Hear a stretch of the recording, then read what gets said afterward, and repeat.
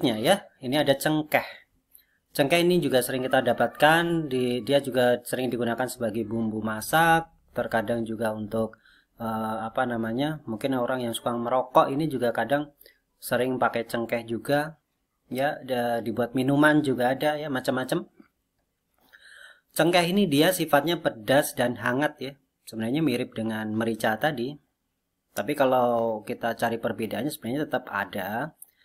Dari baunya ya mungkin lebih menyengat yang cengkeh ya, aromatik, lebih aromatik dia. Dia masuk afinitasnya, masuk meridian limpa ya, spleen atau limpa, lambung atau perut, dan juga ke ginjal. Sifat pedas dan hangat ini dia mempunyai fungsi untuk mengusir dingin, kemudian menghangatkan. Burner itu tri pemanas atau ciao gitu ya, bagian tengah tubuh, ciao tengah atau burner. Triple burner kan ada atas, tengah, bawah ya. Mendorong ci perut ke bawah ya, ini bahasanya karena dari Inggris, di Indonesia kan namanya memberontak, sebenarnya hampir mirip dengan istilahnya yang ada di apa tadi, ini mengarahkan ci ke bawah begitu ya sebenarnya. Nanti juga mendorong ci ke bawah.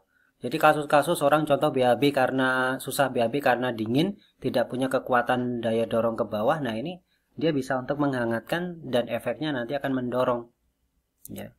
Kemudian menghangatkan ginjal. Ya, ketika kita lihat ternyata di bagian ginjal itu dingin, defisiensi yang ginjal, maka ini kita bisa masukkan. Di antara kondisi yang diobati oleh cengkeh adalah ini cegukan.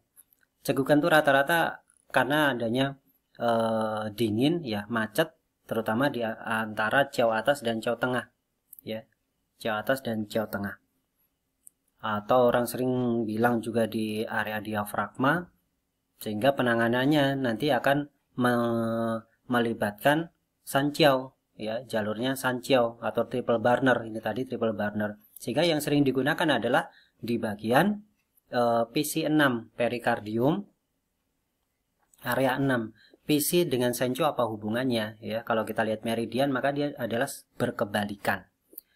Ya, kalau di perikardium 6 itu ada di bagian dalam tangan, sedangkan sancho ada di bagian luar tangan. Kalau ditusuk tembus itu ketemu ya. Dia saling berhubungan sebenarnya. Kemudian nafsu makan yang buruk, berarti nafsu makan karena lambungnya dingin ya. Nafsu makan karena lambung dingin, ini bisa. Kemudian mual karena apa? Karena dingin juga. Biasanya dingin ini menyebabkan sumbatan ya, biasanya menyebabkan sumbatan. Termasuk tadi juga cegukan itu juga biasanya karena sumbatan, karena dingin juga.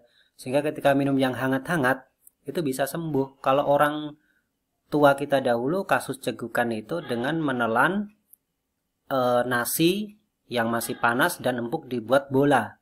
Ya, seperti kelereng, kemudian telan langsung, itu biasanya sembuh.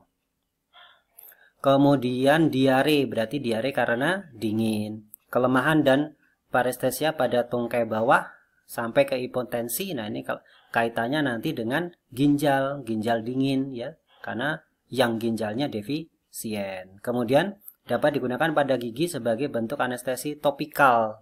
Nah, pada kasus anestesi topikal ini nanti yang kita pakai adalah minyaknya ya, minyak dari cengkeh. Nah, ini sudah banyak dijual ya, dia sebagai anestesi topikal dan sudah sering digunakan oleh dokter gigi terutama pada zaman dahulu ya. Tapi ya kalau sekarang mungkin sudah ada sediaan yang suntik ya, injeksi yang mungkin steril.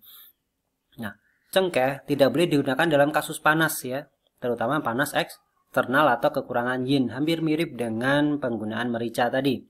Selain itu tidak boleh dikonsumsi dengan akar temulawak ya. Kenapa? Kenapa kira-kira? Kita lihat kembali temulawak ya. Ini temulawak. Dia sifatnya apa? Dia juga sebagai pelancar. Ketika pelancar ketemu pelancar yang sifatnya panas, nah ini harus hati-hati ya. Harus hati-hati. Yang dikhawatirkan nanti jika ada kasus-kasus di mana limpa lemah ya, limpa lemah, nanti yang terjadi malah perdarahan ya. Kemudian minyak cengkeh digunakan sebagai obat kumur ya, masih topikal ya, tidak ditelan. Biasanya dalam dosis 1 hingga 5% minyak esensial encer hingga 95 sampai 99% air kalau ini ingin digunakan kumur. Tapi kalau biasanya pada kasus gigi dia diletakkan pada kapas ya, diteteskan pada kapas, kemudian kapas kemudian digigit pada bagian yang berlubang, gigi yang berlubang. Tahan kira-kira sekitar 3 sampai 5 menit atau sampai terserap minyaknya. Kemudian masih ada lagi di sini madu.